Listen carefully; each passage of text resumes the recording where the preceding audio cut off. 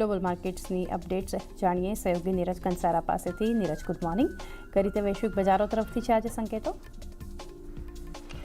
જી good morning. અને ગઈકાલે જો આપણે ખાસ કરીને કોરિયાના બજારોની અંદર જે મોટો ઘટાડો આવતો જોવા મળ્યો હતો, એ કોરિયાના બજારોના ઘટાડા બાદ ગઈકાલે અમેરિકાના બજારોની અંદર પણ આપણને એ ટેકનોલોજી કંપનીઓની અંદર અસર આવતી જોવા મળી. ગઈકાલે ડાઓ થોડોક ઓછા પોઈન્ટ સાથે ઘટીને બંધ થયો હતો, પરંતુ S&P 500માં 1% ઘટાડો અને નાસ્ડેકમાં તો ગઈકાલે 2.25% ઘટાડો આપણને આવતો જોવા મળ્યો ગઈકાલે. એટલે કે દરેકે દરેક ટેકનોલોજી કંપનીઓ હતી અમેરિકાની, એની અંદર આપણને એક મોટો ઘટાડો આવતો જોવા મળ્યો છે. આ બીજી તરફ તમને ફિલાડેલ્ફિયા સેમિકન્ડક્ટર ઇન્ડેક્સ છે, એની અંદર ગઈકાલે 8% જેટલો મોટો ઘટાડો આવતો જોવા મળ્યો, કારણ કે ગઈકાલે જે કોરિયાના સમાચાર હતા એ મોટે ભાગે સેમિકન્ડક્ટર અને ચિપ રિલેટેડ જ હતા, એટલા માટે ત્યાં તમને એક મોટો ઘટાડો જોવા મળ્યો.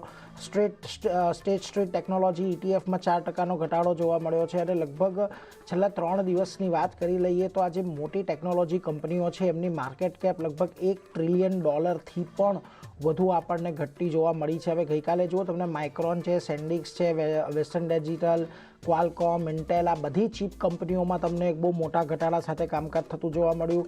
AMD, એનવિડિયા, બ્રોડકોમ, આલ્ફાબેટ, મેટા, આ બધામાં તમને એક ખાસો એવો ઘટાડો ગઈકાલે આવતો જોવા મળ્યો છે. એટલે ગઈકાલે આખા જે સેમિકન્ડક્ટર કે ચિપ સેક્ટર છે એની અંદર આપણને એક બહુ મોટું દબાણ આવતું જોવા મળ્યું. એટલે જે આમ તો ગઈકાલે કોરિયાના બજારો જ્યારે ઘટ્યા હતા ત્યારે જ આ ઘટાડો આવે એવી એક અપેક્ષા તો હતી જ, પરંતુ બીજી તરફે જુઓ તમને અહીંયાથી ખાસ કરીને ડોનાલ્ડ ટ્રમ્પ અને ઈરાન વચ્ચેની જે ફરી પાછી જે વાતચીતના સંઘર્ષો આપણને આવતા જોવા મળી રહ્યા છે. એમનું કહેવું છે કે ટ્રુથ સોશિયલ પર ટ્રમ્પે સૌથી પહેલાં તો એવું કહ્યું કે ઈરાન ન્યુક્લિયર ઇન્સ્પેક્શનની વાત માની લીધી છે અને જો ઈરાન અમારી વાત નહીં માને તો અમે કોઈ પણ વાત આગળ નહીં વધારીએ. તેમણે એવું છે કે ઈરાનને જે રાહતો મળે છે એના બદલે તેઓ સ્ટ્રેટ ઓફ હોર્મુઝ ખોલશે.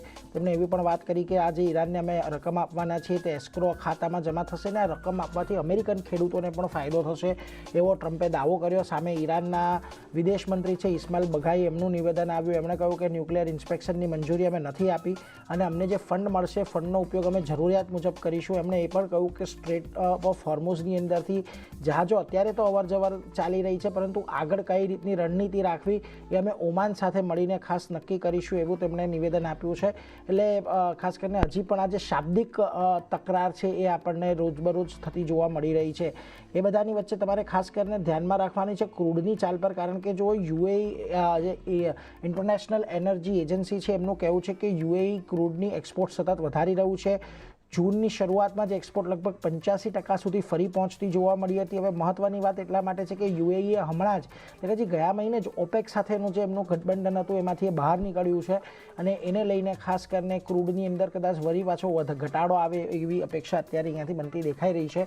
એટલે એના પર એક નજર રાખીશું. હવે આ બધાની વચ્ચે તમે આવો આજના દિવસે ફરી પાછા એશિયાના બજારો પર, તો જો નિક્કેઈની શરૂઆત આજના દિવસે તમને એક દબાણ સાથે થતી જોવા મળી રહી છે, પરંતુ કોરિયામાં ગઈકાલે જે 10%ની લોઅર સર્કિટ લાગી હતી ત્યાંથી થોડોક બાઉન્સ આવ્યો છે અને આજે 3% જેટલું ઉપર છે, પરંતુ એટલે એના પર એક ધ્યાન રાખવાનું. બીજી તરફ તાઇવાનની અંદર પણ ગઈકાલના ઘટાડા બાદ આજે જે ઘટાડો છે શાંઘાઈ હેંગસેંગ સ્ટ્રેટ ટાઈમ્સ, અહીંયા પણ તમને કોઈ બહુ વધારે મોટી તેજી સાથેના કામકાજ જોવા નથી મળી રહ્યા. હવે ખાસ કરીને આવો ગિફ્ટ નિફ્ટીના સંકેતો પર તો જુઓ ગઈકાલે તો આપણે 23,900ની નીચે બંધ થયા હતા. ફ્યુચર્સમાં પણ મોટો ઘટાડો હતો અને આજે 23,862ની આજુબાજુ ખુલવાનું ગિફ્ટ નિફ્ટી સંકેત આપી રહ્યું છે. એટલે કોઈ બહુ વધારે મોટી તેજી આવે એવી અપેક્ષા અત્યારે નથી. એક ફ્લેટ ટુ પોઝિટિવ કામકાજ થતું જોવા મળી શકે છે. એટલે ગઈકાલના ઘટાડા બાદ આજે જોવાનું રહેશે કે 23,800નું સ્તર ટકે છે કે નહીં. બાકી કોઈ એવા બહુ મજબૂતીના સંકેતો ચારની આજે આપણને અહીંયાથી નથી મળી રહ્યા.